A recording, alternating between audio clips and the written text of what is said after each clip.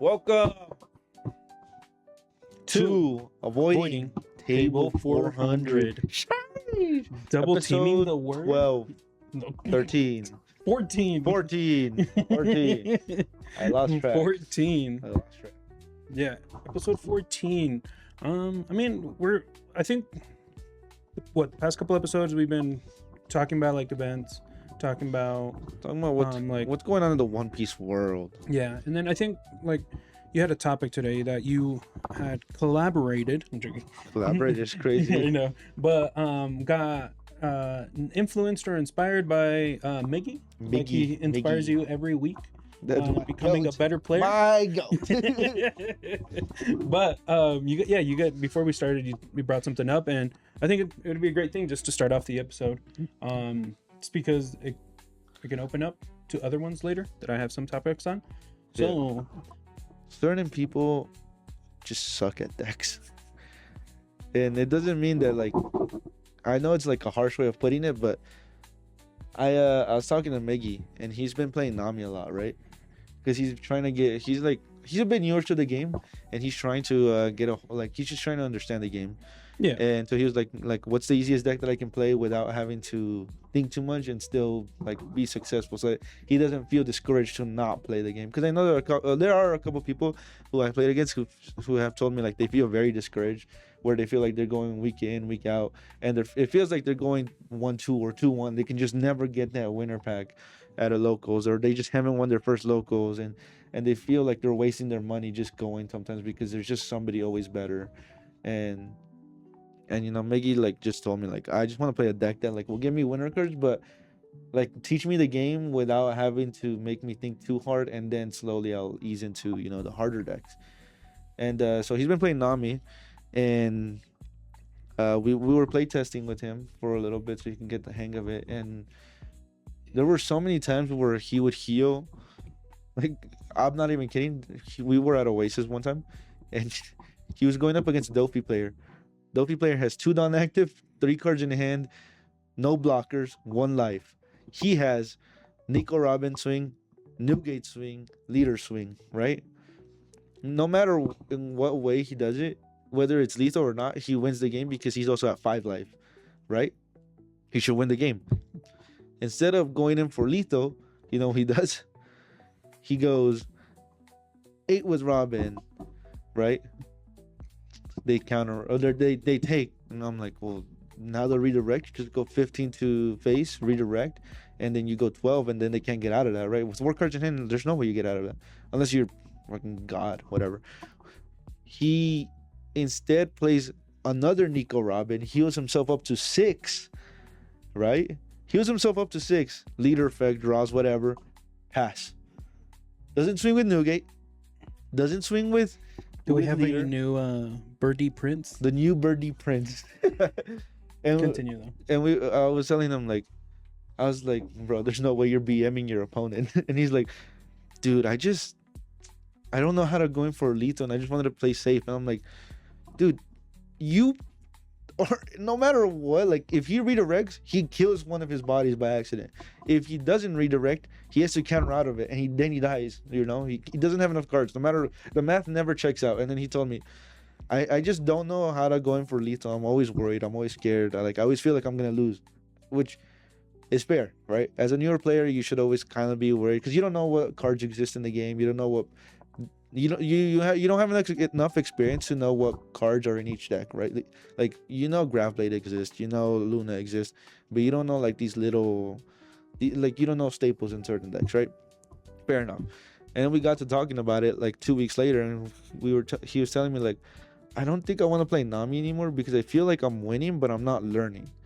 And I don't feel like whenever I play Nami, I don't feel like whenever somebody beats me, I feel like it's because of me and not because of them. Like they're playing, don't get me wrong, like when we were playing the Luffy matchup, like the Goofy matchup is super favored for Nami. It's always favored for Nami. Nami is always going to win that unless you're a newer Nami player. Every time we play, he's like, dude, I can't figure out what you're doing, but like I can't figure out what you're doing right, but I know I'm doing something wrong. And we talked about it for a little bit, and we just came to the realization like, maybe Nami just isn't for you. Maybe playing the best deck sometimes isn't for everybody, and that's completely okay. Sometimes you have to have the Yamatos, the black Yamatos in the game. You just had to have these one tricks. You had like he was playing Croc and he was doing good with Croc, and then he completely dropped the game for like a month, came back, blah blah blah, came back, plays Nami, doing well, but now he just feels like he's not progressing. He doesn't feel like he's playing like a comfort. He feels like anytime he sees a healer, he has to play the healer because that's just how the game or how the deck is supposed to work in his head, at least, right? And yeah, I don't know. Like I thought about it. I'm like, dude, a tier 2 or tier 3 deck is better if you're comfortable on that deck than a tier 1 deck that you don't understand at all. You know, like, I'm not gonna tell every player play it now because it's the best deck in the format last set. You know, you're not gonna tell everybody to play it now. You're also not gonna tell them to play like the worst deck in the format either. But if they're good at the worst deck in the format, maybe it's just best if you let them stick to that one style of play and understand it. I don't know, like, maybe I don't know if you have anything to add to this, but it's just, I guess what I'm trying to say is just play to your strengths. You know, you can see all these topping decks, but you also randomly see some random as tier 2, tier 3 deck pop up in top 32 for no reason. It's just because, yes, they got a little lucky, but also that's just what they're best at. They just understand that deck better than most people will understand their other decks. So I don't know, it's a little rant, but I just figured I'd bring it up. No, and it doesn't feel like a rant on this, because I mean it's a way to like ease into this whole thing. Like, you got to give me what your thoughts are on and everything. So I think it's a great thing that we, because I think like episode, it was somewhere between like 2 to 6 where we did talk about some stuff like this. It was somewhere in between, and we kind of like probably did into 2 episodes, but it is something like me and you brought up to like everyone. We're awful ace players. Yeah, we're awful ace players. Meta deck. People can jump on it like Chitty. Like Chitty, Chitty just owns the ace deck. He taught Swift how to play it. Next thing you know, Swift gets his invite. Swift gets his invite on ace. Chitty gives me the same exact list, tells me some things. Can't figure it out. And I could probably put in more time, but me mentally knowing it's not the type of deck I like. Yeah. And I think it is going to be a bit rough for like certain players to like branch out and like try these decks out sometimes. But the way we can justify like them being able to like not feel like they're like spending so much money and like investing in the wrong thing. Yeah. Sim. Yeah, that is true. The sim is the best like tool that anyone has. Literally, if you have an Android, if you have an iPhone, if you have a laptop, literally almost anything, any mobile tablet, device, almost any. Yeah. Just pull it up. To be fair, a tablet is even better. Oh yeah, you get a bigger screen, especially if it's not like Mac. Yeah. If you have like a Android one, you just download it and you can play with people online. iPhones are restricted to iPhones only, but jump on there. And get a feel for it.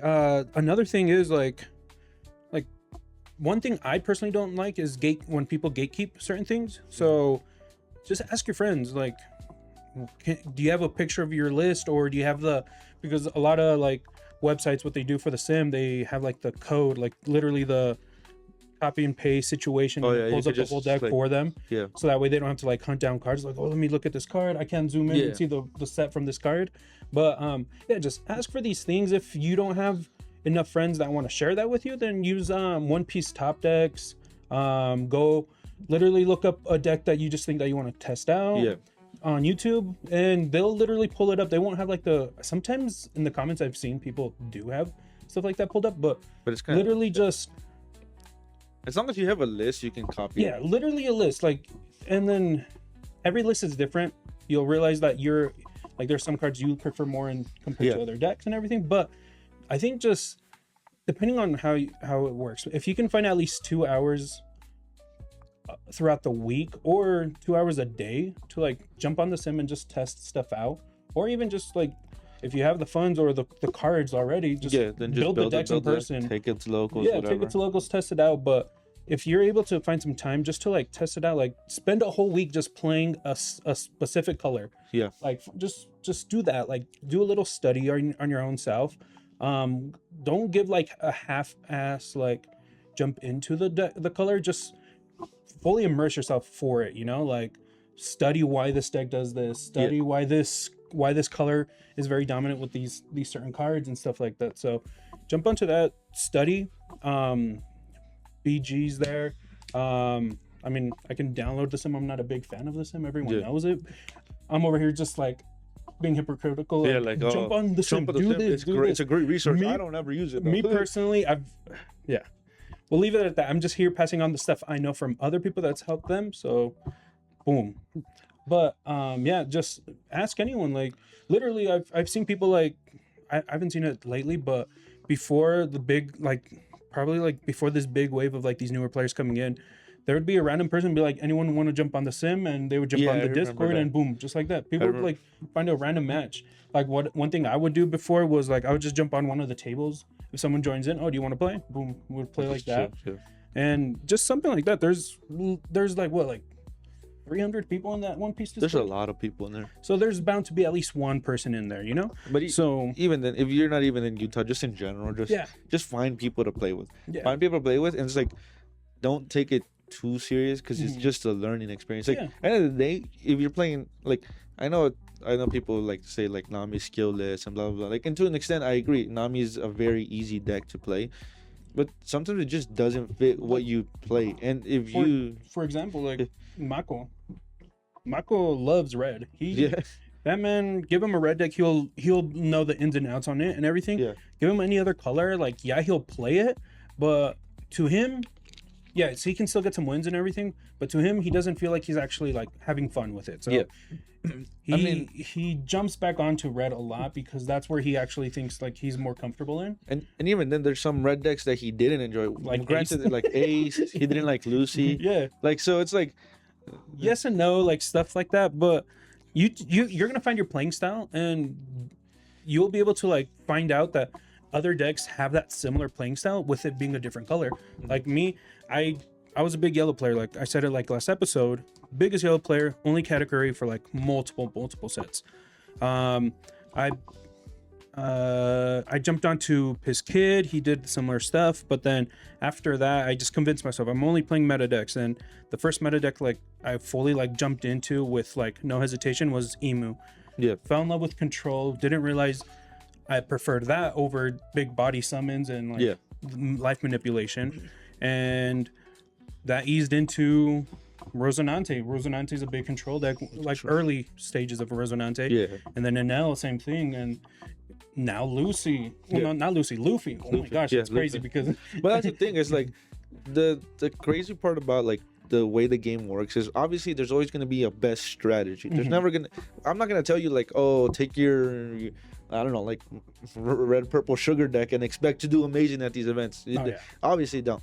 But if you can find your playstyle, if you can find your comfort, you can probably find a strategy that's comfortable to you, and then you can find a deck that's good enough to compete but also fits what you like to do. Like if you're an aggro type of person where you're literally there, not just like on a style type of person, Yamato's there. What is it? Ace is there. Ace is also the mono red Ace. And to be honest, even Luffy itself, like the new Luffy, like I think people are calling it what, the Rayleigh and the Zoro like mono reds. Yeah. Like summon a bunch of babies and then just swing. go in. That's all you do, and like, then you'll figure, just test stuff out. Like what was it, like last week? You said that you felt like you were being a bit more of a controlling thing with Luffy, and then you wanted to switch up like your approach to the deck, being a bit more aggressive. Yeah. So you were testing stuff out. I mean, there's two ways of playing multiple decks. There's probably even more ways of doing it. Like even look at it now, like or like purple now. Remember early stages when I had a dog. You're super aggressive. You're just aggro. You go in. You just go in. But then as the meta progressed, people started playing the control version, and then it even got to a hybrid version of both. And it's like decks can evolve past what they are, especially with the pool of cards that we have nowadays. Like you can play a very aggro now, you can play a very control now, and there's 3 different options. Like just by saying that, because even Luffy there's has different players. Like what you said earlier, like. A deck list is there, but it doesn't mean you have to exactly follow that deck list. Yeah, I probably got like that Sabo guy that just recently popped up that got not Sabo, Kobe. Yeah. Got what, second place or something like that? Yeah. there's some cards in there that I've talked to other Kobe players, and they're like, I personally don't like this card and everything. And like, there was this one person that said that's literally my list, and Yeah. I was like, well, then when? Yeah, just like, but in all reality, every player just plays differently, and then they'll find their own list that makes them feel comfortable. But coming to that, I know there is people that also, and I've been hearing this around, bro, and then there is a sickness going around. And that is? You know what? I'll let this happen. All right, Chitty, you're out there right now? All right, let's head out. Oh my gosh.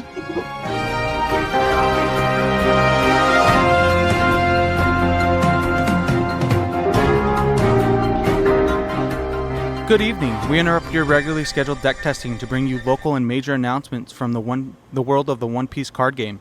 I'm currently quarantined in my backyard due to an exposure of a dangerous new condition spreading throughout the community. Doctors are calling it just one more tech card syndrome. Symptoms include saying, but what if I see this matchup, bro? Claiming this matchup is free, moments before losing. Blaming every loss on a trigger. Adding a one-up card because it will definitely come up. We spoke with community members. Jordan, we're getting his opinion on tech cards. So what is your opinion? Do you enjoy tech cards like 1-ofs, 2-ofs for specific matchups? Yeah, of course. It really, shakes up what you're going to see at locals a lot. You could always throw in something spicy. Me, myself, I am mostly like a red niche player.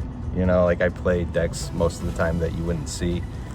Kobe, Red Sanji, RG Luffy is pretty dominant in the meta, I'd still say. Like, he still shows up, but obviously he's kind of fallen off his teach. But it's fine. People still play him.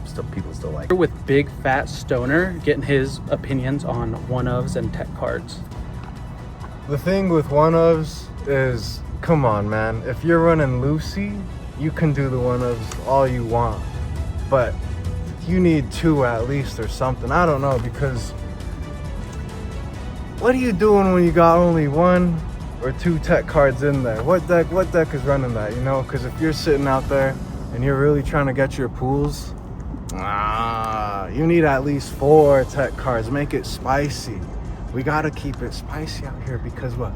Oh, I got 2 Lunas. I got 2 Graph Blades. Put 4 in there. Think about it, bruh. Think about it. Medical experts recommend touching grass between rounds. Now on to Premium Card Collection 29th Anniversary Edition. Bandai has announced the Premium Card Collection 29th Anniversary Edition. The Premium Collection celebrates 29 years of One Piece by including 2 promo cards, just 2 of the exact same art, proving once again that sometimes less is more, especially when it comes to your chances of actually buying the product. Collectors immediately began preparing for the age-old tradition of refreshing browsers and watching the product sell out in seconds, and later seeing listings online for enough money to finance your own voyage to the Grand Line. Analysts predict you too can pull off a miracle of checking out before they're gone. Meanwhile, competitive players have another challenge ahead as the Pirates League One Piece Card Game Official Shop Edition 2026 store qualifier has been announced. Store qualifiers begin August 8, 2026, with inter-store online battles taking place from September through November 2026. The online battles sound convenient until you remember you can only qualify through an official store. That's right, before you can enjoy online competition, you'll first need to make a pilgrimage to an official store. Depending on where you live, this could range from a short drive to a full-fledged voyage worthy of joining the Straw Hat Pirates. Some players are updating their deck lists while others are updating their Delta Sky Miles account. Officials describe this as bringing communities together. Players describe it as, I guess we're gonna get an Airbnb. Moving on to sports. Finally, the Los Angeles Dodgers Cross One Piece Night once again proved that cardboard can fill a baseball stadium.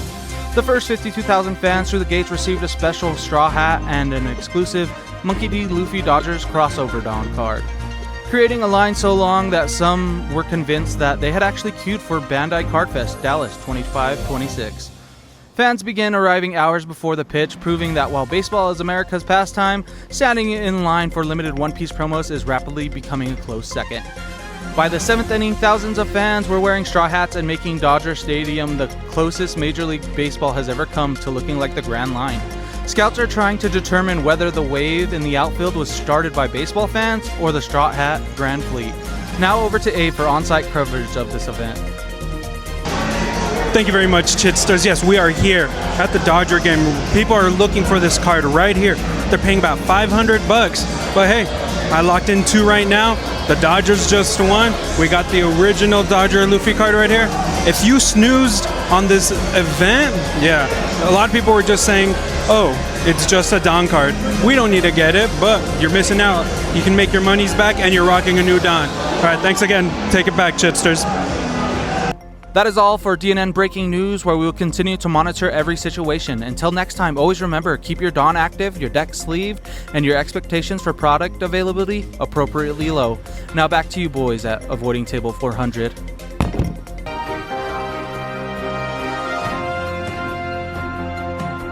This has been Breaking News with the Dawn News Network. Okay, this list is done, bro. I'm not changing another card.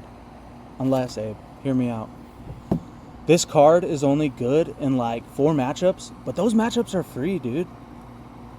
All I have to do is cut the consistency cards, as well as the searchers, and the card that actually wins me games, this is it. The deck is finally solved. Are you feeling okay? I'm feeling great. Unless I can fit one more tech card. I don't know. Are you sure about? Wait! Cut the camera! Cut the camera! Cut the feed! Is everything okay? What the fuck? Wait, hold on. Wait, you were just over there. Wait. I don't know who you're talking about. I think that was the sports anchor. Are you sure? Yeah, I don't think that sports anchor has a name. So if you guys comment down below, give that sports anchorman a name. We need a name for him so that way we know who he is. But that we know they have been contaminated. Well, like they're, what is it? They might be contaminated. Yeah. They might have been exposed To the whole like thing of this sickness. And what's crazy, we have like an updated thing. Like let's pull it up right here. Boom. The updated chitty list. It's crazy. Do you see all the one-ofs? Yeah. You guys be wary of what's going out there. It could be literally just I think Chidsters just got it off. Like, did you see how interactive they were with that mic and everything? I kind of want to like, he try was just it. right on there. Like, I kind of want to try that. No, we might. Let's put a little thing right Loki here. looks kind of. Oh, no, the sickness is spreading, you guys. Wait, But Rashomon? Rashomon pop 2 4 or less. Wait a minute. you guys, the sickness is really spreading out here. But coming full circle with this,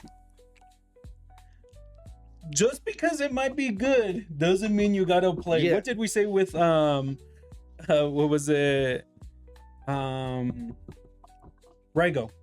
What did we say with Raigo? Yeah, just because the card's good doesn't mean it belongs It just in every got deck. unbanned, right? Yeah. And boom.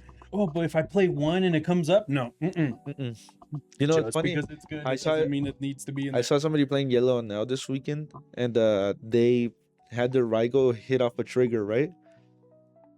Problem is, it was their last life, and then on top of that, they were on 0 life, and their opponent was at 1 life, so they can KO a total of a 1 cost. Oh. No. Not all triggers need to be activated. You Yes, guys. sir. Not all triggers need to be activated. That's Hold great. on to it, trash it for another effect. Yeah, so- It kind of reminds me of like the restand event. Like people just see a narrow pathway and they're stuck on that no matter what. Dude, that I was literally telling Miggy about this, bro.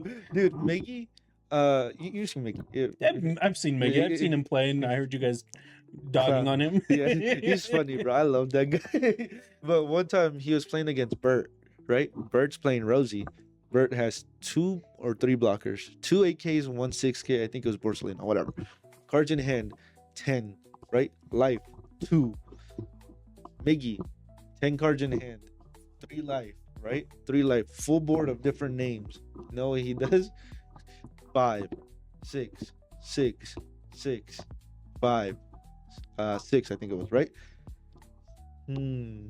Pester. 10 down active. Wait, I'm down. Restand event. 5, 5, 5, 6, 5, 6. leaves no blockers up. Bert obviously survives this because he also has 2 or 3 down up. Gets himself killed in the next turn because he decides he doesn't want to leave any blockers up at all. Loses the game. He's like, bro, this deck sucks.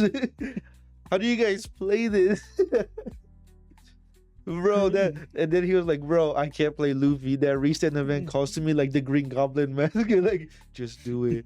Just do it, bro. It's in your hand. You have 7 Dawn.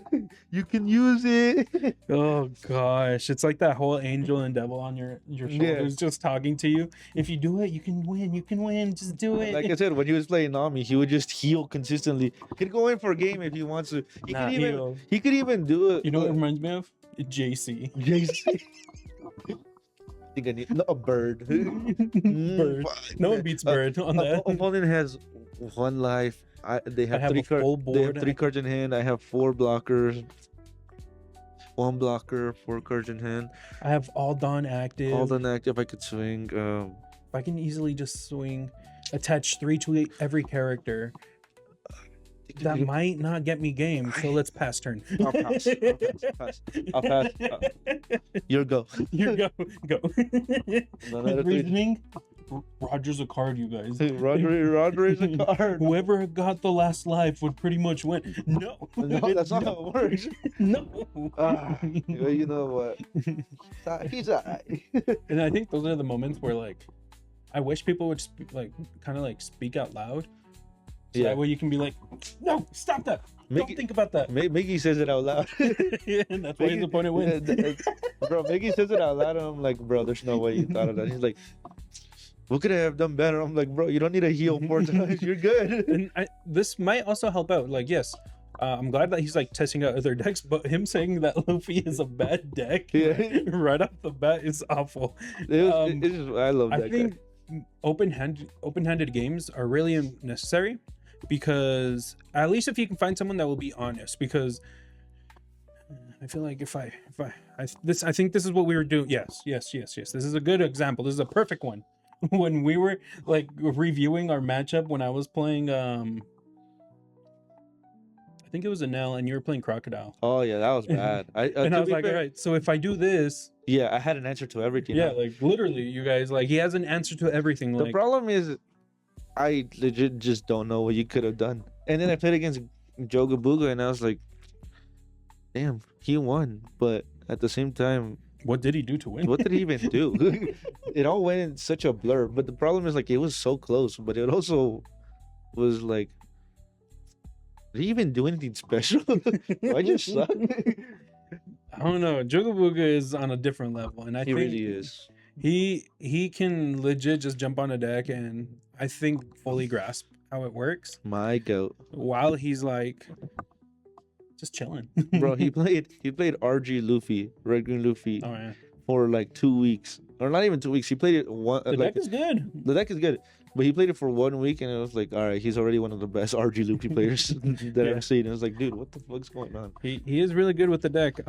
But yeah, it's just simple stuff like that. Have open-handed games. Find someone that can give you an honest answer and will actually play the way they should be playing, if they didn't see your hand. Because obviously the only bad thing about open-handed, both players know each other's hands. So you know what to play around. Yeah, so if you're like, well, set this up, mentally the wrong person would be like, all right, well, now I know that's there, so I'm gonna set up this way, so I can still win my way. If I predicted it coming, but which be is actually honest with it, which is kind of funny because one of the biggest examples I had, and Bird will probably see this, but Bert, and I were playtesting one time, and he was learning it now, purple now, and we decided to try the Luffy matchup because I wanted to learn the Luffy matchup into now, and he's trying to learn it now, so we're like, might as well get, both of us progress, whatever. We did open hand testing, and it was the 3 of us basically piloting NL, and he was okay. We were the sickness is coming out of you. All three of us were playing in hell, and we all had 3 different thoughts on what we should be taking during each turn, right? But we did it with I showed him my entire hand at the start of the game, and then I purposefully flipped over certain cards that could counter him sometimes. I purposely would flip them over so he wouldn't know that they exist.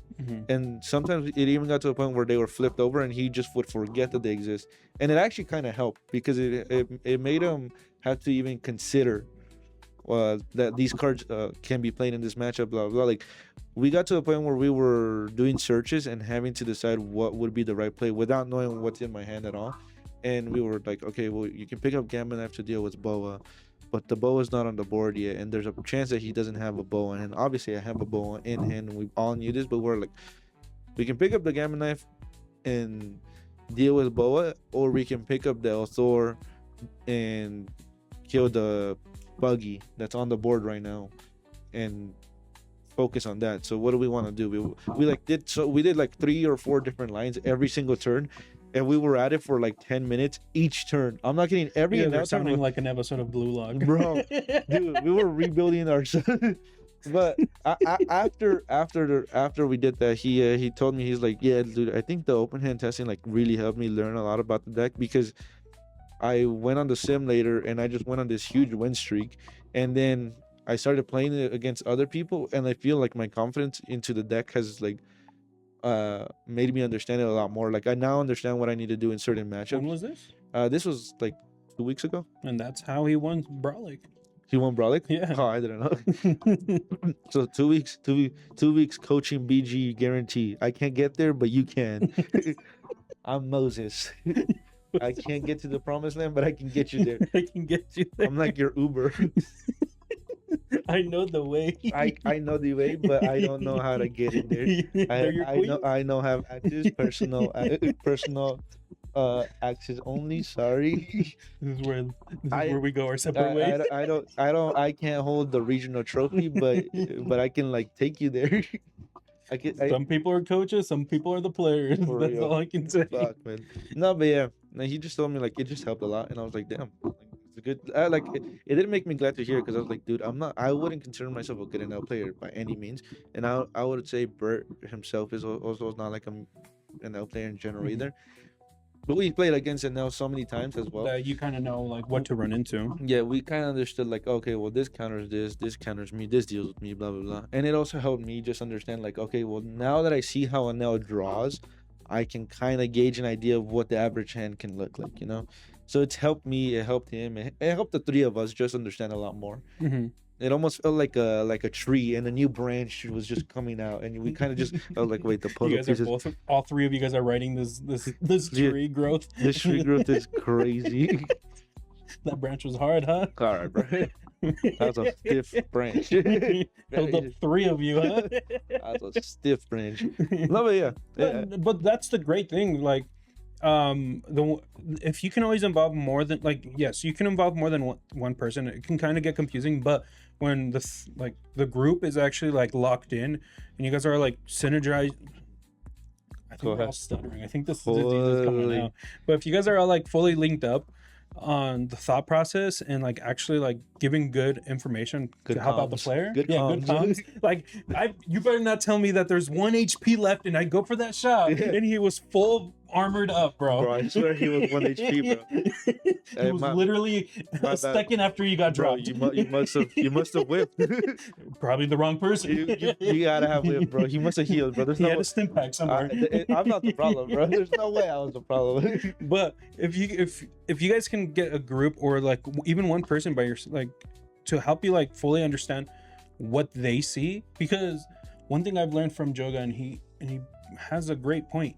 He doesn't really like testing in person. Like, well, like, yeah, he'll do it so that way he can get the plays out and he can like start getting the hang of them. Mm-hmm. But the one thing he prefers to do the most, and he always does it at every regional that he goes to, he just stands next, like on the top tables. Yeah. He just literally hovers around them and sees what the top players are doing, because there's some plays that he does and then he realizes there was a better way sometimes to even do it. So he loves just learning different plays and different like routes, different strats, even like the sickness, one of cards, or like certain cards that you just didn't expect. Yeah, Rashomon. But there's stuff like that that you can like help out. Wait. Vander Decken in no, don't do it. Wait a minute, Vanderdecken in green. Don't do it. We Mm-mm. played 2. And then you play Jimbei We because played, he's a wait, and we had a Hody Jones just in case. no. Hody Jones is rotated out. Oh. Goodbye, Hody. But oh my gosh, imagine a merfolk type of Luffy. But then you Jeez. wouldn't be able to activate his ability. Then why even use him? You're going in for the kill. You're not going in for a restand. Yeah, I'm not You're going in for the I'm going in for the kill. Wait, I'm down. But yeah, so just find a group of people that can help you like understand. And like he said, none of them play the deck. They've just played against it a lot. Yeah. That they know what the deck should be doing. Yeah, and So, it worked out. yeah, so stuff like that it helps out a lot. Even if it's just a mirror match, Yeah. that helps out a lot. Like I have a buddy that swings by every so often, and I've been helping him learn how to play the Luffy. He loves the deck. Like, He just nonstop like on it. He's super excited. It's like his first deck that he's actually been playing. Mhm. Like first, I think that this is like his first official like TCG playing. Mhm. And yeah, he's fully on this like blue green Luffy like hype. Mhm. He loves it. So and me being able to like, yes, I'm like helping him learn the deck, but I'm also like remembering the fundamentals and like I get so straight away from like, oh, I need to be doing this and this other stuff.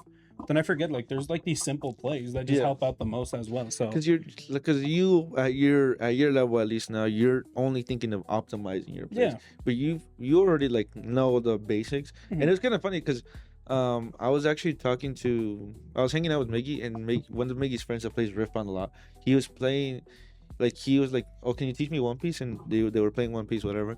And then he was playing the Nami deck, and Miggy was playing purple and Nell. So Miggy wanted to learn purple Nell combos. So I was like, okay, you just play the deck, whatever. And we were telling him, oh yeah, this is probably like the easiest deck in the format that you could play. And it was, but then he started saying like, I can see why you guys say it's the easiest deck in the format, because to an extent it is, but I also don't know what my staples are, what my core is. So like sometimes I'll even pitch the wrong card by accident. Yeah. And it's like it does make sense. Like when you're at a higher level, you already understand the basics of the deck. And sometimes you forget that some people don't understand the basics Mhm. of the deck completely. Like just helping them like the baby steps. Like yes, you want to teach them like right off the bat the plays and everything, but like kind of that might be where like Miggy's like losing the connection from Nami. Like yes, he fully understands that healing is the big thing Yeah, for it. but he doesn't understand. But he doesn't know how like the next step. setup should be. He doesn't know like the proper like even going first or second. Like there's different like plays that you want to be doing certain like drops. Yeah. There's certain things that you want to like focus more on. Like after you play your Nico Robin, is there another strat that you want to lean towards more? Yeah. And it also depends on what's going on during the match. So there's always two options. There's always that 2-path situation, you know? Yeah. So yeah, it is important just to see all that stuff, and fundamentals always help out you guys. And yeah, it's there's just- not really we can like put more into that part. Yeah, Like, it's like if you're struggling with a deck, I wouldn't necessarily ask for help, but just I would ask questions. ask yourself as well, why, what am I doing wrong, or also how am I struggling? Am I struggling to end the game, or am I struggling to even get the game going? Mhm. Because it's like there's two different ways where you could be messing up, and obviously there's the path where you just don't know how to go for lethal, Yeah, and that's one thing. Yeah. But there's also there is a big like conversation. What is it? What's that word called? There's a legit word. I'm confused. I'll put it up right here, and that's the word that it helps through. Like some people never like the more they play this game, they never realize it was an actual thing. Yeah. But it's the process of like actually going for game, like Yeah. like you're taking this initiative to do certain things, and then you're locking in that final like Yeah. process to like win game already. Yeah. And that's all it comes to going for a game. Yeah. Like that's what it is. And then there are some people who just don't understand the basics of starting the game. Yeah. And I would argue that sometimes in One Piece, because of how, I wouldn't say limited, but I think limited might be the right word. Limited of how many cards you can play in a deck, and you know how limited the pool of the actual cards that are being played in the game are. There's almost no room for error. You make a mistake in whether you see it or not in that turn, you'll see the results of it maybe turn 2 or 3 later. You can Mhm. pitch the wrong card, like as a Nami. Again, I'm not saying this in any way like to say, oh, Nami's this amazing deck. This is like that's hard to play. But I will say, sometimes looking at a Nami player, I'm like, you're pitching that card. Like that card's gonna come up like 3 or 4 turns later. You're gonna need that card. Yeah. And now you don't have that card.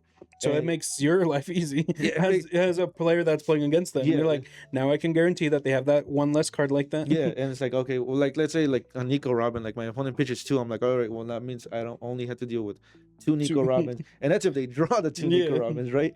So it's like things like that where yes, It's sometimes fine just ditching a 2K. yeah, Or a sometimes 1K, sometimes like- you gotta pitch the counter. Yeah, pitch the counter. Like that's what I do with like Luffy. Like, Yeah, hey. like, oh, I need a trash card. I don't give a fuck. Yeah. Like I'll do it. And it's like even with how Bert explained to me when I was learning the Nami matchup, he just told me instead of playing Das Bones, the 2-cost Das Bones, Yeah. only play Bon Clay, restand your 2 Dawn, and then leave them active to either counter or to go on the offense. Yeah. And he told me never play your Das Bones because your Das Bones requires 2 Dawn to attack, and if you do play your Das Bones, you only use it to fix your hand, and then you use Croc to bounce Das Bones, play Bon Clay out, right? And then you keep that counter in your hand because Das Bones is pretty useless in the matchup. Same thing with your restand events in the Nami matchup. Like you don't ever have a restand angle, a proper restand angle, so there's never a point in holding onto your restand. You might as well just use it as a 3K count. the restand against Nami is almost like dead. Yeah, because It's a dead card because you're swinging 5s and 6s into it, and yes, this may be like a the only way you can kind of get away with it is if you have Mr. 3 on board. Mr. And 3. when you rest him, you attach Yeah. 2 down. You know, like that's the only way. That's you can the only get away. way, but even not then, reliable. it's asking for a lot of Yeah, stuff. that's not a reliable. Yeah, and so- like sometimes you just play Brook instead. Yeah, you really do. Like literally, just have a Boa Hancock set up already, and then swing 13 13 with them. and the Play Brook. restand, Play Brook, Play Brook. ditch it, restand your thing, And and then then 15. attach. Well, restand 2 more down, then Yeah. attach, and then 15 to face. Yeah, Like, literally unblockable twice. yeah. And then I know I'm bringing up the Luffy deck a lot, but it's just as a player, sometimes you gotta like I said, you just gotta question like, am I struggling with the fundamentals of the deck, or am I struggling with optimizing my plays? Mhm. And if I'm struggling with optimizing my plays, then I should ask somebody. But if I'm struggling with fundamentals, sometimes your best bet is literally just to look up a YouTube guide. Like there are a bunch of YouTubers out there who give you the basic rundowns or the basic combos that you just need with a deck. They won't Yeah. tell you exactly how to beat every matchup, and that's completely fair because But sometimes all you need is the fundamentals, and from there you just work you it. sometimes just need to learn what the deck does in the Yeah. first place. Yes, Nami does a lot of healing, but how does it do it, and why? What cards is it really worth using in certain matchups? That's a whole different question. Like Yeah. same thing with Luffy. It's like when you're playing Luffy, what deck should you go aggro into? What deck should you play a more control aspect into? You know, things like that. It's like you need to, like I said, you just need to know where you're going wrong. Yeah. You need to have an idea before you can start asking people these questions, because if you don't know where you're going wrong, I can't answer the question for you. You know? And then another great thing also, I mean, this might be a little bit hard to pull off at an actual tournament, but I mean, if you're at a tournament, you can do this. Like you can go about it 2 ways. Yeah, you can ask your opponent like, hey, what could I have done throughout the Yeah. match that you could at least give me advice so I can improve on the next match. You can always tell them, because what if you're playing a game that some people say that you should be favored, but for some reason you just lost it? Like- just ask. Like they might know the answer that you're missing out on. Kind of like how Miggy was telling you, like what it's not you, it's me in a sense. Yeah. But then you can also, like, if you're just testing, ask one of your friends, hey, can you just hover over my match, and then at the end, can you tell me what type of stuff? Or like, if you want, interrupt in a certain situation if I'm gonna instantly if I don't see the right play right Yeah. off the bat. So you can do stuff like that. Another thing I've been doing, and then heads up you guys, on the 14th, so literally the Tuesday after this episode comes out, I'll be finally uploading the video. I've been like trying to rack up videos for the Green Luffy deck. Tell you right now, not everyone can win, but there's ways to win. All right, so Yeah. there's stuff that you can learn. Hopefully it gives advice to the right people that need it. But yeah, the 14th, that Tuesday, should be releasing that full deck like video. I'm literally just playing that deck, running into different matchups, I'll give you guys my best advice, why I lost, why I did certain things. So hopefully you guys learned from that. But still, like, yeah, just if you have the opportunity, pull up a tripod, put your phone, just ask your opponent, can I record this so I can learn from it later? Do that. Like, just passing that on to your friends, or if you pull it up on a Discord call and like there's like you like, say if it's late at night and you're already just at home, but Maggie messages you like, hey, can we go over this match that I went through and can you give me your advice? And boom, just like that, get a good view of like your hand, get a good view of the playing field, and that's all you really need on this stuff. Like, do all this stuff, and I'm giving, you don't have to, again, what I meant to say, you don't have to do all this stuff just to get the answer that you need or the switch up that you need. I'm giving you multiple routes, multiple like things that you can do. Like, literally the tree has all these roots. Find the one that gets you the most water that I can get from you. You know, we're making this branch grow as hard as we can. This branch is gonna be stiff. This tree is literally making another tree with one branch on how hard this is gonna get. But again, like, everyone's different, everyone learns differently. This is one thing, comes back to like school for me. Like, the reason why teachers teach so many different ways on how to solve one answer is because not everyone solves it. Not everybody understands it. Not everybody's brain is wired the same way. So find a way that will work best for you. Message us. We're very open to help out people and everything.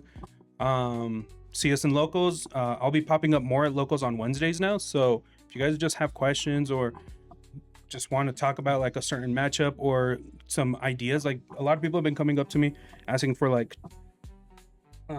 deck ideas for their Luffy deck, and then I give them my honest review, and then I look at their deck and then ask questions of why they prefer this, so that way I can help them justify why they should continue doing it, or try to lean them towards the other way. And I don't try to like, no, you're instantly playing the wrong deck, do this. It's like, it's not on my list, so that means it's wrong. It's like, no, it's like sometimes you might have found something that I didn't even notice. Like there's stuff like that. Like everyone plays different. We'll find the right way for you. So don't feel like shy about it. Just approach us. Like, we're humans at the end of the day. We're like, literally on this table in a store, literally holding these mics, talking to each other and you about like how to play this game. It's funny because kind of to bring it back to what you were saying, is like when you were talking about how certain matchups are favored for you, but you just for some reason don't understand. It like reminded me of when I was on Lucy. In my first, everybody was talking about how Lucy is super favored in Tsunami, and for some reason I lost 5 Nami matchups in a row. I couldn't figure out what I was doing wrong, why I was losing. I was just losing every single Nami matchup. I was like, dude, there's no way it's 70% favored. Like, I'm even winning dice when I'm going first. What am I doing wrong? Like, I'm literally setting myself up for victory, but I'm not getting that dub. But at the end of the game, why? Like, you just got the golden scar from Fortnite, and you still lost. I'm still like, wait, what? Victory Royale. But it took a little bit of advice from a couple different people, and even just watching matchups. For like, people are telling me, like, for some reason in my head, I wasn't prioritizing Leo, and I was just allowing Zeus to roam freely in their deck. So there were points where I'd play Cavendish, never establish a Leo, and then they just go Zeus, pop Cavendish. I'm like, oh, okay. Now I have no Cavendish for the rest of the game. And small things like that where I'm like, oh, you're right, I should have established Leo. Or like, yeah, that's so obvious, I should have just played Leo. And small things like that, like, just make your game so much better, makes you understand, and you're like, oh, okay, well, yeah, I should have. This seems so obvious now. I don't know why I never thought of it. But when you get help like that from different people, it just makes you realize, oh, shoot, there's like much more to the game that I didn't even realize. And sometimes I'm so wrapped up in my own thoughts with my way of thinking, or like my way of winning the game, that you forget there's just different paths. There's just always a different way of doing things. There's just, like, if you get the input from somebody else, don't ever just take it as, oh, okay, cool, whatever. Like, always at least consider it. It doesn't matter whether you think that player is bad. It doesn't matter whether you think that player is, like, what do they know? They've never played. Like, even if you grab 25% of what they said, like, test it out. Like, just, it's something different. Like, to this day, when I would watch like videos of like people playing the deck I play, not gonna lie, there was moments I'm like, I already know that. Like, why do I need to keep watching this video? But I would still watch it because, again, it's kind of like Joga Boga would say. There's probably one thing that they do different that I haven't tried myself. So I can literally try to grab that 25% and incorporate it and see if it does work. If not, then obviously, like, move on to the next. Like, bro, info. I even got put onto Gaudino. I saw that, the one that you play and you rest a 5-drop. Rest a 5-drop, and it doesn't seem amazing, right? I know that people are like, I know we're joking about how the whole tech options, but when I was told about it, they were like, I was like, why do you ever play that? Like, do you ever just play it just for game? And they were like, well, no, if you miss your 2-drop, you play this, you in the mirror, you can play this, rest one of their bodies, swing into that body, and then the next turn you can use Croc, bounce that body back, and play another one of your 2-drops, and then instead. rest their new 2-drop that they just had out. You can either replay it, or you can, if you drew into your 2-drop now you can play your actual 2-drop. So And it's then, it's almost like an early stun in a sense, like to like get rid of board presence, or you just you just cycle out. yeah, and Like, you just need it for that one turn, and that's all. like it sometimes just need helps for. you like with an early game play, Mhm. like to do something. Because admittedly, with Luffy, there really isn't a lot of early game. Yeah, It it's seems all like there set is. up. It's all set up. It seems like there is, because to an extent there is, but it's not really like as aggro as you really Yeah, think about it, right? like literally after like 3 people on board that can swing, that's When the yeah, board the starts actual, resting. yeah. That's when the swings start coming in. Like, So you- as someone playing against Luffy, look into that. You know, Trust those bodies on the board are not swinging until 6 or 7 Yeah, dollars. once they're more confident. Once I have 2 blockers on the board, maybe. But until then, those babies are staying active forever. Get rid of them. It's okay. I'll just try again, like the next 2 turns. but yeah, it's like again, this doesn't mean that I'm saying like, oh, I'm gonna keep Gaudino on my deck, but it was just nice to try and even consider. I was like, okay, wait, this makes sense. This actually makes a lot of sense. Oh, into the mirror, it helps a lot. If you play it into Rosie, it helps you just fight off that the law, The early, blocker, the baby one. the blocker early on, or sometimes even baby law early on. You know, and like it like I said, it doesn't mean that Gaudino's gonna make the finalists, but just even considering that and even thinking it, like, it helped me view it from their perspective, and I was like, okay, well, their reasoning seems good. Maybe it's worth a try. And honestly, I did like it. You know, it wasn't bad, and I don't know if moving forward it'll stay there, but it's just nice to try. It's good to try, and yeah, I don't know. That's like, I guess, just take everything with a grain of salt. You know what I mean? Just take it. Like when you listen to advice from people, yes, they might be coping, but they might be on this new sickness going around. yeah, they might be on the new sickness, but sometimes there are some heaters. There are some heaters. Like, I was even like, we were joking with Bert because the deck list that I sent you, and it's like it has Rashomon, and I'm like, why do you ever need Rashomon? He's like, at 4 Dawn, realistically 2 Dawn to KO 2 4-less. Is that not broken in the mirror? I was like, wait, you might be cooking. Watch people, because there's so much removal now. Watch people start playing that 1-drop boogie. That protects. It's like the Laboon of the fucking deck. It's a 2 cost. It's a 2 cost. It's a blocker. Oh yeah. But I know what you're talking about. But yeah, like, it's like, dude, this deck is broken. Wait, some of these cards are kind of nice, and obviously, like, they might not make the final cut. They might just be But ideas. At least give it a chance and see If it if fits you you. might like it. Again, like, you might not play it. I might play it. The other guy from last week might not play it. Yeah, it's the like- guy in the future might play it. I don't know. I mean, somebody could top with it and Yeah. win a whole event just because nobody was expecting it. Yeah. So it's like, yes, not every card is good. Not every Stop, card deserves. you're getting me sick with the sickness. Not everything deserves to be in the deck, all right? Raigo, just because you're a Euro player, Raigo doesn't go in the deck, all right? Raigo doesn't belong in every deck.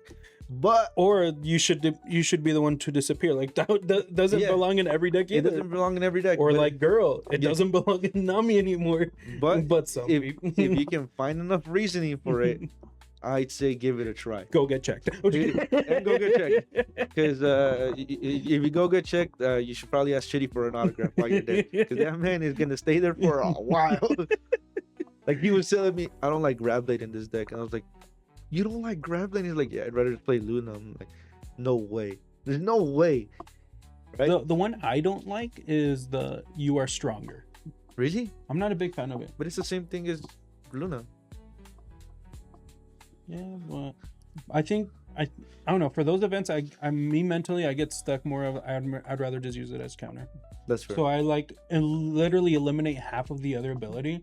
Well, half of the card's ability, and like it's like I say, a narrow path. Like I'm just stuck with it mentally. Like, oh, it's just counter. Like, you know what's funny is that, like, I was on I Know You're Strong for a while now, and then I went to Hardside, which, by the way, for anybody who, I know this is like, well, this almost sounds like a plug, but if you're ever at Hardside and you just want to learn the game, or you just want to get like a hang of the game, I would so recommend going there. Not only is the crowd chill, but they close so late that sometimes you can just stay after. And bro, I'll play so many games with different people just because I'm like, All right, But- I did hear you went undefeated at Hardside not So, yeah. too long ago. that's what I was gonna talk about. Is like, I was on I Know You're Strong for a long time, right? Because I was convinced that I Know You're Strong is better. And again, there's no I love electrical and there's no perfect 50, but there you can get as close to it as possible.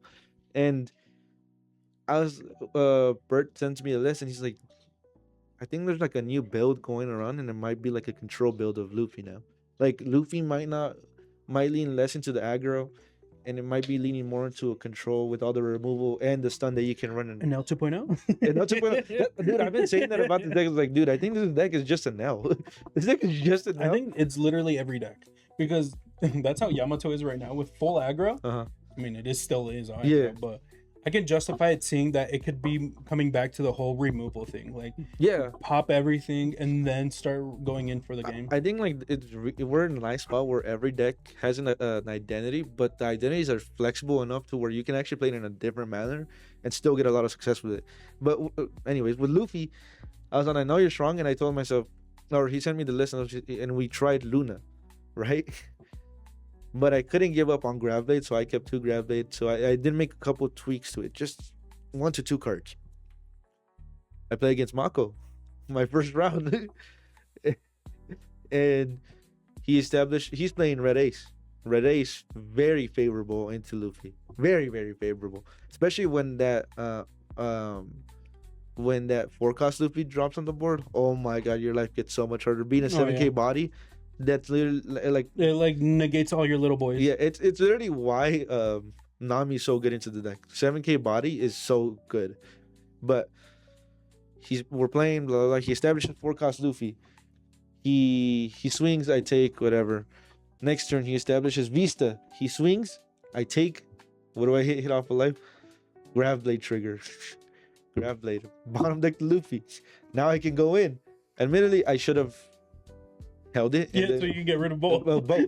But Instead of I, just one. but I low-key got trigger happy. I low-key got trigger happy. And to be fair, it did help me establish a buggy combo the next turn. Okay, fair. So So- that way you did decide by getting 1 removal and still board It's presence. still Gotcha. board present. So I could have gotten both, but either way, it didn't really matter in that moment, right? I get rid of his Luffy's like, oh my god, there's no way, blah, blah, blah.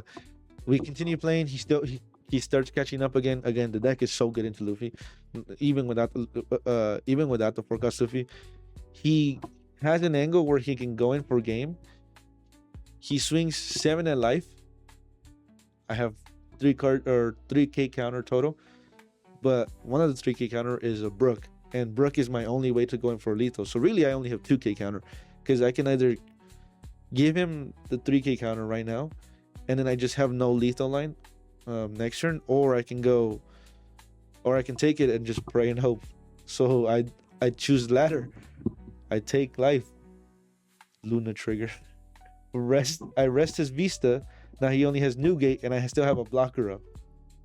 Now his Vista can't swing with a Dawn attached to it, so he can't swing and also KO my Bon Clay. So he swings 10k at life. I block. Next turn, Brook, Bon Clay. I have Bon Clay. I have Buggy on board. I have Rock on board. I think it was Leader and Boa. I was like, GG. That card is broken. Luna might be the best card in the game, bro. It really is, bro. But yeah, I personally love Luna. And there's a reason why a lot of green decks were so dominant because of one card, like the red green Luffy. There's a reason why back-to-back Luna gets you wins. Yeah, who would have thought, right? Remember Luffy resent for Dawn, play Nami, or Rest 2 cards. rest 2 and cards, then- Luna. Whoop. GG. Well. That wins games. Luna wins games. But yeah, I don't know. I love Luffy. I might take a little break from it if I'm being honest. I think it's fun, but my brain is fried from thinking so much with that deck sometimes. Yeah, I don't know, man. I think there's no perfect 50 for any deck. Always take it like I said, just a full recap. Always take advice from people. Doesn't matter if you think you're better than them. They might know something that you don't, you know? You're never going to be 100% the best player that you've ever heard of. There's always chances to learn, whether it's from a better player, from somebody at your same skill level, from somebody who might be new. Somebody who might be new might have accidentally seen a line that you just didn't, and you know, always take advice. Never underestimate Your opponent. never underestimate your opponent. Unless you're me, then I always underestimate you guys because I'm better. But yeah, just never underestimate people. Always He's not that good, you guys. always. What happened at Fabe and Brolic? But then I went 3-0 the next tournament, bro. Immediately after, I'm the GOAT. I think Mako said it perfect. You always win when the homies aren't there. That is true. No, what do you mean? I won hard Yeah, you got him first round. I first rounded that guy. Took him down. Took him down. Not again, Mako. And it's funny. This is my home. It's funny because they asked me, like, Sal and JC are there, and they're asking me, like, who got it between you two? Because they saw that we got paired, and I was like, oh, I got it. And then Marco was like, no. Tell them how you got it. I was like, I'll tell them how I got it. I grabbed blade and I Luna triggered. GG. And he was like, bro, I didn't lose to the deck. I lost to the triggers. I'm like, I play good cards. I get good cards. I play good cards. I use good cards. Yeah, what I'm gonna call the video for the 14th, it's gonna be called 1K short. 1K short, yeah. I'm gonna tell you right now, I'm a little brief thing. There was a lot of games Or you're just where my last 2 cards, either a 1K or a 2K short, and I was pissed because I was about to win games that I shouldn't have won. dude. It always feels that way with Lupia. And I'm like, oh, I might increase Gum Rain more How much because you- these dead cards are pissing me How off. much do you play it at? I played at 2. I play at 1. I played at 2. It's 1 for me right Dude, now. it's funny because Bert and I have been like, we've been cooking up with this deck for so long, and we were like, bro, Gum Rain is broken. He like, and we realized, first of all, we realized it's a 0 cost event, right? We're like, wait, this card is good, and the triggers get into the mirror, and it's searchable, and we're like, wait, this card is broken, and we got on it, right? And we're looking at topping list, and nobody's running it, and we're like, It's crazy because the alt is like, it was like yeah, it like, was like 20 bucks, and now it's like 70, almost 100 bucks. And I was like, dude, why is no one running this card? This card is broken. And like, the more I played it, the more people, like, when people were asking me, like, oh, can I see your list, or can I like see how you play it? They were like, why do you run that card? I'm like, 3K, it's searchable. You run a lot of, it allows you to run bricks. It has a good trigger. And like, there's no downside to not running it. And then like 2 weeks later, I started seeing more lists popping up that were actually running the card. I was like, wait, we were ahead of the curve. Wait, this card is busted. No? Yeah. And yeah, I was like, dude, there's no way people for so long weren't even considering this as a card. Yeah. I'll give him credit. He introduced me to the card. I owned 4 copies of the card for the longest time in my binder, in my trade binder. They were just sitting there. I don't know why they were sitting there, but they were sitting there. And he was like, does anybody have Reigns? I was like, bro, I have a playset. I don't even know when I got these, but I have them if you need them. And then from there, I was like, wait, 2 copies every single time. It's never going down to 1. Yeah. What is it? And coming back to the whole thing, like, I was able to pass some advice on reasoning behind Gum Rain to someone. So I was looking at their list, and I learned this from coming back to like the whole thing of like learning from other people. Parker, he at the Dodger game, we were talking about like his list and everything, and I asked why he doesn't. Well, he brought up that he at one point was even testing 10 prisoners. Yeah, I seen a couple And- of those lists.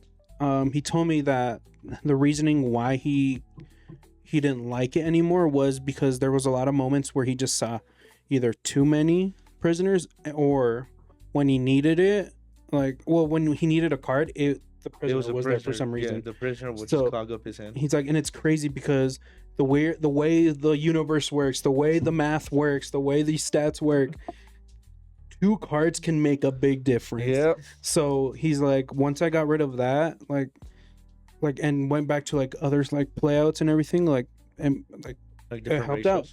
And then going off of that, like, just learning from his experience, this player, I saw him, he pulled out his deck and he showed me he was running 10 prisoners, and so I asked him, instead of just right off the bat like dropping that like information on him, I asked him like, what's the reasoning behind it, so because I want to hear why and see if it can correlate, or if he's been like, if he like just finding out the trying to find out if it's reasonable, like if it's justified reasoning, or if it's just like a little bit of cope. Yeah, so it's just stuff like that. So I asked him, he was telling me about like counter and everything. So I'm telling him like, oh, well, one thing I didn't see in your deck that you can easily replace those 2 is Gum Gum Rain. I'm like, just tossing these, like, yeah, like you're involving another card that isn't technically counter, but you're gonna run into moments, and I brought up my situations. I'm like, there was a moment where I just needed that extra 1k counter. So Yeah. imagine if I had that Gum Gum Rain Yeah, and I had that dead card that I just got. yeah. Boom, counter right there. GG. Like if you're scared for counter and you think you're gonna run into a lot of dead cards, this can give you an answer because it's such a great card. Trigger does great. You can get rid of dead cards, and then on top of that, it's one of those cards you're more than happy to hold on to towards the end. Yeah. Because I did mention to him, like, I was like, there has been moments where like, oh, perfect, let me grab this boa. I just, like, on my search, I need her for late game. All right, my next draws up another boa. I'm like, oh, okay, Well, now I okay. have too many. Yeah, now I have too many. All right. Oh yeah, sure. Let me take some. I have 2 bows. Let me take my life. Oh no, there's a third one A there. third boa, yeah. So I explained to him, like, there's these moments that like you may search for this stuff, and it's obviously the first and like the obvious answer Yeah, that you should do, but there is moments where just you accidentally you either draw. you either have 2 options. You never see these cards or you see them only. too much. Yeah. So Like, bro, like, that card alone, like, just Gum Gum Rain, sometimes more than 2 bows is excessive. Yeah. On a board. sometimes just honestly, one is perfect think sometimes. I think if you're playing a second one, unless it's the mirror, if you're playing a second one, it probably means you're falling behind. Yeah, you're either falling behind or like that was the only play you had at Yeah. that point. But now with like Gravity Blade, you do Gravity Blade and then play the boa, and then boom, you're good. Yeah. Like it pretty much solved, it probably like answered it. But yeah, like I just told him, like, that's an example that I can give you that you can run into those dead cards, and if you have this in your hand, it just helps out perfect. Yeah. Like it can solve that answer for you, and it can help you like not feel too scared when you're going into decks that are being a little aggressive. Yeah, and it's like obviously I'm not saying Gum Gum Rain is a mandatory run up. Mhm. Like personally for me, It works. at least I think for my deck lists, I think it's a mandatory run. I think no matter what, it'll always make the cut at 2. But that doesn't mean you have to play it at 2. You can play it at 1. You can just not play it and play your own version. Mm-hmm. And whether you see success with it is a whole different story. But you know, you can take your build, you can take my build, you can take your build. There's like winning builds out there, and sometimes those builds just don't do it for you. Like, Thinking about like 1-ups in my deck, I have 3 1-ups. you have 3 1-ups. What are your 1-ups? I guess. Well, I mean, right off the bat, I'll tell bro. you, Gum Gum Ring. Okay, Gum Gum Rain. Yeah. Yeah. That's my 3rd one. Luna. No, No, wait, you love that card too much. Grab Blade. no. Huh. It's crazy because I prefer this card over another card, and I stuck mentally. I have not like sat down and like, all right, let me take this card out and I shove know you're it in strong. for this. No, that one's out. That one's out. Rashomon. No. Let me look at the possible things that you could be running with. The Get all your puzzle pieces. Yeah, Find hold out on. this deck. hold on. DMG. Yeah. Yeah. It's DMG, Brook, and Rain. Those are like the 3 1-ups I have. Which in is my fair. deck. I actually think those are probably the most justified 3 1-ups. Yeah, like, I don't know. Like, yes, I can pull off the whole broke thing with the thing with Boa, but I mean, I want to justify it that every game I've always seen my one of broke at least. Yeah. DMG and Rain, I don't always see them in every game. But you also don't mind. Not Yeah, doing I don't mind not seeing those because there is moments where I'd rather have other cards, but Yeah. that's why they're one ofs. Yeah. But yeah, broke pops up a lot, and I'm gonna probably be like in a big event, and I'm like, oh, I need this broke, but I'm not seeing it. Bro, you know, I actually bumped up my broke to 2. Well, my original build was with 2, and then when I remember on Saturday, I was like, BG, I need to add these gravity blades. What should I take out real quick? It's like, I don't know. You can justify it by taking out what was it? Like you said, was it DMG that you said? I think DMG was one of them, and I think I can't remember exactly what else, but it was not the cards that I took out. I just took out an extra Croc and a broke. I actually cut Croc down to 3. Yeah, But, that's dude, what I've been jumping on with 3, and especially the only reason is because I have 3 pre-release ones, and I don't have my jeez. 4th one, and it's pissing me off looking at those ones. But yeah, like it's like, dude, sometimes the deck list that you get from other people, like I said, this includes my deck list, topping deck list, your deck list. Yeah, because my deck list literally is the seed that planted it was Chitty's deck list, and he's even told me, he's like, oh, I'm not like, what deck are you running? Because I've updated so much. I'm like, same here. And that's where me and him had to talk about like the whole gravity blade. Another one. It's 1/4.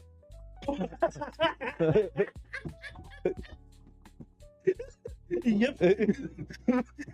They're worse than Mexico. GG. GG. Hold up. I'm about to message Mako.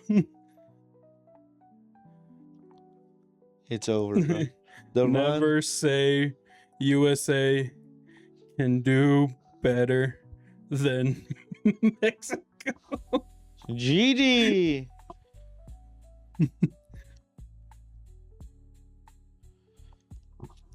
Yeah. Again, I'm sorry. I know it sounds repetitive, but I just want to make sure it gets through to all of you guys.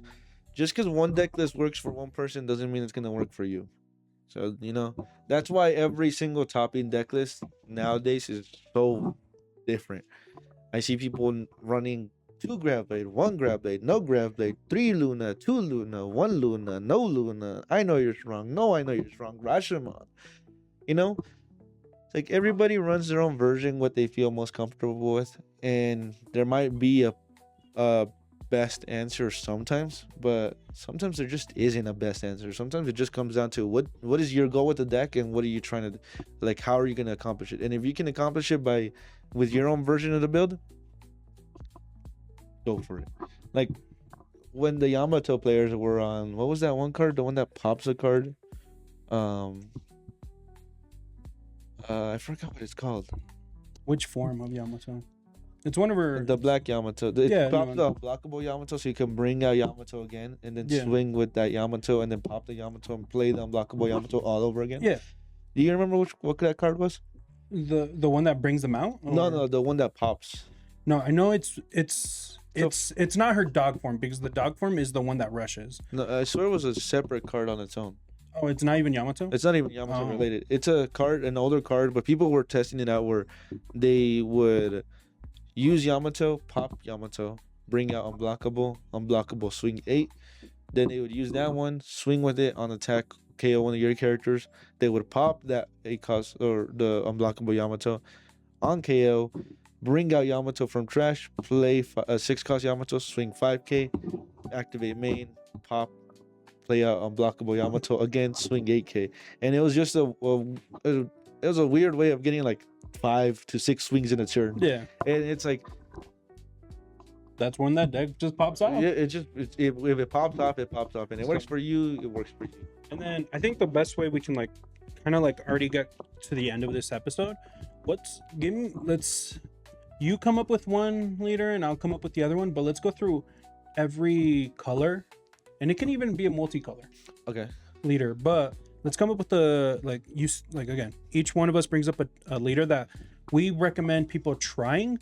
If coming back to the very beginning of this whole conversation, why it started, that why people should try other decks, and these are some leaders that we think could justify or give the best example of that deck on how it works, like on how that color works. Are we allowing multicolored leaders? Yeah, that's what I said. Okay. Or you know what? We'll go. No, yeah, let's just go like through it, because I was gonna be like, oh no, just monocolors. But then even then, like, there's not a lot of monocolors that can give a good representation of the color. It's like I'm not gonna recommend an L to a newer player, but I'm also not gonna like tell an experienced player not to play an L. Like, So let's start off with red. To be honest, best one at this time is Ace. I was gonna say Ace. It's either Ace or RG Luffy Ace. Yes. Red. No, not even just. Like I think those starter though, that's easy to hand, because you can almost just pick up the starter decks, two of them, and you got the deck. The only thing you're missing is starter 21 and promo. Ace and promo, but not all promo decks. Well, not all decks are running the promo. Yeah, and even if they are running promo's not that like most people are willing to give them away, or you can literally go to your local card shop and they'll probably have spares. Yeah, because there was a lot given out. Yeah, but yeah, I think those are great ones. Honorable mention, I would say Red Green Luffy. Red Green Luffy also fair. Red Green Luffy. And the red color. Moving on to green. I could have just used that for my thing. No, Mihawk. I'll say Mihawk. I think Mihawk obviously is the best deck that I would say that can represent what green does. Yeah, it literally what it does. Not the best green deck, but it's not the best green deck. Well, maybe no, it's not the best green deck. Yeah. But it does what the deck wants to do, and it does what green wants to do consistently, and it does it so well. To the point where sometimes I agree, dude, Mihawk might have no bad matchup sometimes.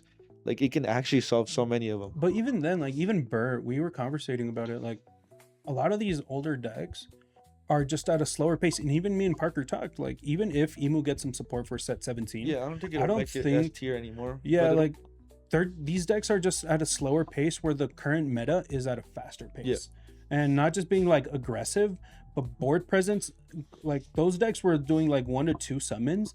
This is like almost getting like a full board in one turn. Full board in one turn, and then you still have Dawn left over. Yeah, and then on top of that, those cards got you other cards in your hand. So it's not like anything was like really used. Everything replaced itself. Yeah. And you're like, how many cards in hand? 5. And they're like, all right, cool. Do.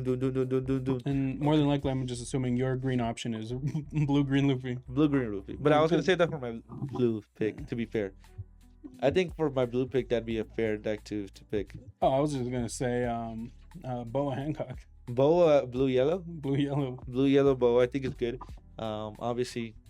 But no, we got to go down the list. Okay. We got to go down the list. So, what's your green? What are you locking in for green? Tell me right now. Tell me. Give me a green deck. Shirahoshi. I'll say it for you. Shirahoshi is crazy. Have you not played green-yellow Shirahoshi? Seen it and I played against it and I still don't know what it does. it literally like stuns and then just restands everything, bro. There's a big ass swing too. Some big swings. It leans a bit more towards yellow because of like the life manipulation, but the way these cards do OG Swarm. OG Swarm. So we'll use that for yours. Sure. Right. Moving into blue, I would honestly just say blue green. No, I was gonna say Boa. I do want to say Boa. What other blue? Lucy. No, I want to say for blue. Good representation for blue. Wow, that's crazy. I'm telling you, I think Lucy's a good representation for the blue color. Yeah, it's a very high removal type of deck. It's very heavy event based. Yeah. Because that's what blue does. It's a removal deck, and yes, blue purple Sanji. Blue purple Sanji. That's my honor. That's my mention for blue. If you want to test out a good deck that does a good type of like rotation into stuff, is blue purple Sanji. It's such a, I want to say generic leader. Use it for these next extra grand battles. I think that's the next best deck. Yeah. Pirate party. Are they pirate parties? Pirate parties. Extra grand is extra. Yeah. But the pirate parties or blue purple Luffy. Yeah. I mean, like I said, the decks, I wouldn't say it's generic, but it's generic enough to where you can play almost any good blue or purple card. Yeah. And there's so many generic good blue purple. It does what it does, and it's one of those. It does it really well, and it pisses me off so much. Bro, I was playing against Gabe, and he was playing Sanji, and I was playing Luffy. I got hit with Grab Blade 3 times. I was like, oh, okay. So can I play now? But your Buggy combo. Grab Blade. Buggy combo again. Grab Blade. All right. Buggy combo. Grab Grab Blade. Blade. Okay. GG. Well, Swarm the big. I'm out of, Let me do my mini buggy combo. I'm out of Buggy combo.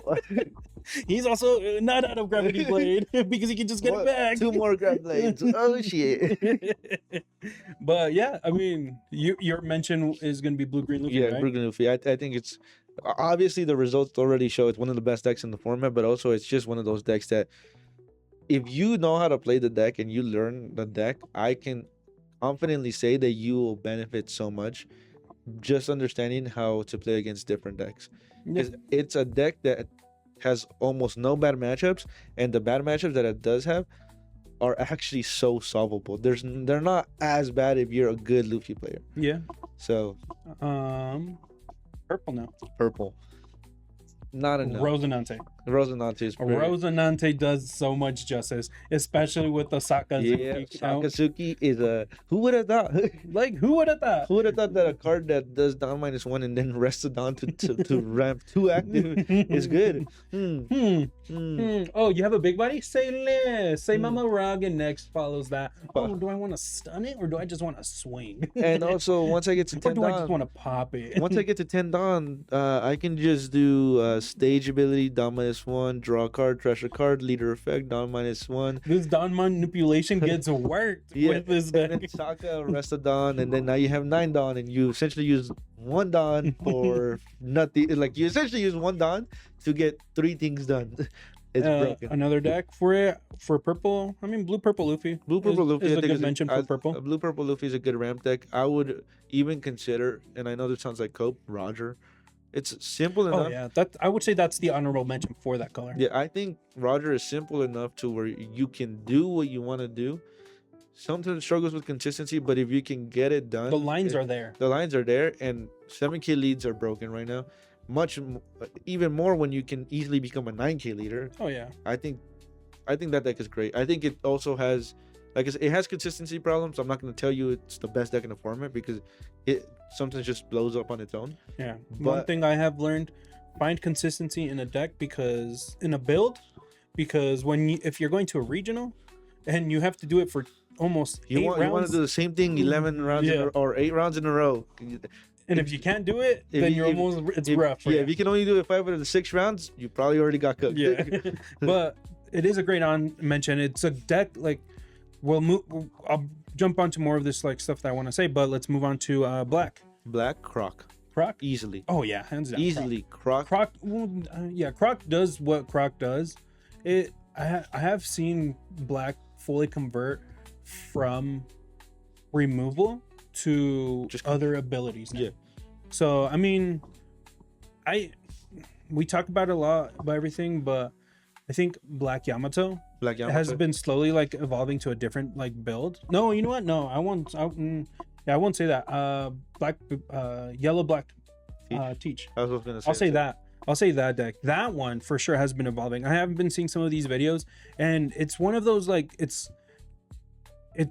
I'm not saying it's gonna be a rough type of deck to like learn, but if you fully lock in onto the deck and you're wanting to learn how to like play out, like this is the type of deck that you need to have knowledge of your opponent, so that way you know how to properly respond. Yeah, I think I'm not gonna say it's like Luffy, but I think it actually doesn't lie to the jungle as much as people thought. Mm-hmm. It actually, like you were telling me like a couple days ago, you're like, bro, these Teach players are evolving, bro.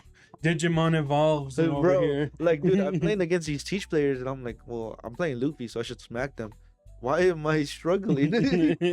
why are they getting good? You're telling me I actually gotta think now? So I mean, those are great ones for Black. Now for Yellow, the one I would recommend is a Starter Luffy 21. Starter Luffy 21. Is it? No, not 21. The 22. 30. The yellow one, right? Egghead, yeah. I would say 30. that one. That one is one of those decks people are honestly sleeping on. With all these new triggers, with all these new cards, people should give that deck a second chance. Really, And honestly, that deck can get you wins. having 6 life makes it feel like, yes, having 6 life makes it feel like you're playing a tanky deck, but what you're really playing is a deck with a bunch of triggers, and when you're taking life, you have 6 chances that trigger. Yeah. And then you, on top of that, still play healers, so you increase your chances of playing bodies off a trigger. Your opponent gets punished so hard for swinging into you. Oh, you want to go in for a big swing for game? All right, unblockable. Unblockable. Oh, also, I played Nico Robin blocker off of life. Right. So That's my mention for yellow. What about you? I would say Bonnie. Bonnie? McDonald's Bonnie. Oh, McDonald's bunny. Yellow, red Bonnie. I played against it a couple times, and again, I think personally right now, I think 7K leaders is the way to go. If you're a player who wants to play a deck but still feels like they just can't get it over the hurdle, or like feels like they're just struggling, play a leader that makes your life easier. And by that I just mean a 7K leader. A 7K leader makes your life so much easier. It's why Nami's so good. It's why Nami's so good. It's because if you can turn to a 7K leader, almost nothing can swing into you. Bonnie does the same thing naturally. At 1 life, you just stay there. You literally live life on edge, but you just never die. Yeah. And then it starts playing all these big bombs, which I know a lot of people really like. It's personally not my playstyle, but I know a lot of people just like playing 12K bodies out on the board and then being able to swing with them. And some of these big bodies also boost your leader, so now you're a 9K leader, and you still get the effect of Bonnie, which it says take a life minus 1K to a character on board. So it gets red benefits, it gets yellow benefits. But if I can play Borsalino, it's okay with me. Yeah, so it is great. And where I almost like jumped into it, but I wanted us to like fully like finish out the list. But if you go back like a minute or two to see what we started with, we didn't really mention a deck that is hard to obtain. A lot of these decks are super easy to like grab these cards, especially because they're not all of them are like meta decks, but these decks that you can easily play and learn how to, like, again, get the full grasp of this. And the decks are almost even cheap to build. Yeah, like literally like you can literally besides yellow. Oh yeah, like if you're trying to get like the Nami, the stuff like that, like yes, you're gonna Nami, Borsalino, Nico Robbins, and like all the other little like, all these different cards that play. Yeah, but that's just yellow right now. Yellow is like expensive right now. Yeah. So, but if you do want to test out all these other decks, you literally can build it with like probably $100 or like $150 or less. Yeah, and it's like I said, we're not gonna give you a bad deck. I'm gonna give you a deck that's has potential. That has potential, that can win. I'm not gonna give you the best decks, because realistically, some of the best decks require a lot of technical work. Like I said, with Luffy. But that's at that point, it's when you like fully commit to the specific style. Yeah, once you commit to like a specific style of play, that's when you should start playing all these harder decks. Like I said, when you're playing purple, yes, it's good you play Roger, you can play Sanji, you can play what's it called? Rosie, but realistically, the real king of purple is still Enel. And yes, to an extent, Rosie and Enel are a bit different. Rosie and Enel and Sanji are a bit different, but once you get the hang of Dawn manipulation, your life becomes easier. Like Enel is so heavy on Dawn manipulation, and I think that's where most people struggle with. But yeah, it's like, I'm not gonna recommend you to play Enel unless you're really good at the game, and then you can just play whatever you want. I don't care. But give them a try. Just give them a try. Show up with these decks, literally, or just ask around. Like I bet a lot of people have like the cores of these decks, like no other. Like you could probably build it with like 2 days after going to a local. Yeah, you could, or just play them on the sim. You just play them on the sim. Play it on the sim first, and don't spend the money, and then spend the money once you're ready to go. Yeah, like just once you realize that that's the deck you want to go with, just go. Yeah, buy it, play it all you want. Again, I know we dog on the sim a lot because sim stats are fake and blah blah blah, but sim helps. If you're newer, it helps, and it still helps players regardless. But it's just not my thing, and that's not your thing. And I do know that, coming back to the whole situation, we're sending our regards to Chidsters, but I think part of the sickness that can also pop R.I.P. up is R.I.P. He's still breathing. He's just really deep into this this sickness going on around right now. One of cards, but the thing is, don't play too much of the sim, because I've heard it from other players. Oh yeah, the sim just normally does it for me. Yeah. So Dude. that's another sickness that can pop up real quick. Dude, Or you just mess up. It's very not forgiving. If you click that button, you cannot take anything back. You already passed. You already lost. GG. You know what's funny is your best friend Kevin Synthetic. He started showing up at Hardside, and he was playing against somebody, and He forgot to draw. he does Zeus. The Zeus, right? He does Zeus, pops a card, and then he's about to continue with his turn, and I'm like, leader, Oh yeah, leader, I always have to tell him too. leader, and he's like continues thinking about his play. I'm like, leader, and he's knocking on the door. leader, and he's like looks at his hands like, oh shoot, yeah, you're right. Yeah, I could draw. It's like, Draw. yeah, it's just I'm so like sometimes I just forget. I'm like, it makes sense because as Nami, sometimes you just think, oh, when your opponent takes life, but it's when both of you, when either you take life during, as long as during your turn. If there's any type of like life removal during your turn, any life taken during your turn, you draw. Draw a card. Yeah. Granted, So it's once per turn, but that's pretty remember. Just remember. That could cost you a game. Remember when I started playing Nami, I kept forgetting to do it. Dude, against Rio, when we played the mirror the first time around, he and I both forgot to draw a card 2 turns in a row. We were at 6 down, and I was like, dude, I forgot to draw. And he's like, oh yeah, I forgot to draw too. It reminds me of Mako with a Sky Luffy. Oh, Never knew about the lead effect. the lead effect that just lets his stuff die. He's like, bro, why do I keep losing? It's like, dude, you just don't let your stuff die. What do you mean? Oh, lead. Oh. But I think that's a great wrap for the episode. I appreciate you guys for tuning in. The past couple episodes have been mainly rants and everything, but I mean, at the end of the day, what avoiding table 400 is meant to be is to help you avoid that table And 400. also, because I need to drill it into some of your heads, bro. I don't want to hear that you forgot to draw off a Nami, or that you forgot that Bell Luffy can protect your cards, Or that you could have gone for a game, Miggy and Mickey and Bird. Or that you could have Oh shoot, I forgot I could restand down with Luffy. Oh, what? BG. Yep. Or My one up didn't pop up. my one of them. The sickness is getting bad. Rosie, I forgot I could protect my characters once per turn. Whatever. I don't want to hear it. I don't want to hear from any of you guys. I need to make sure you guys, if you're gonna lose because your opponent played better, not because you played bad. Yeah, don't play like USA that just lost and Yeah, they everything. got That game whooped. was bad. I witnessed robbery. And it was all from the goalkeeper. Holy, bro, that paycheck stealer. Oh my god, Oh, they goodness. could have got me for half the price. I would have let only 2. Not even Trump could have saved that Not game. Hey, Trump's about to make the call to FIFA go like, hey, yo, 2 or 3 of those goals gotta be disallowed, bro. You know what? Just get me a whole new team. Let's get rid of this one. gotta We get need a new Diego team. Luna. We gotta get a new team. And we gotta go big. We So gotta go once big. again, you guys, thanks for tuning in. Connected to Abe like always. BG, bruh. Tune in for the next episode. Appreciate you guys. Bye Later. bye.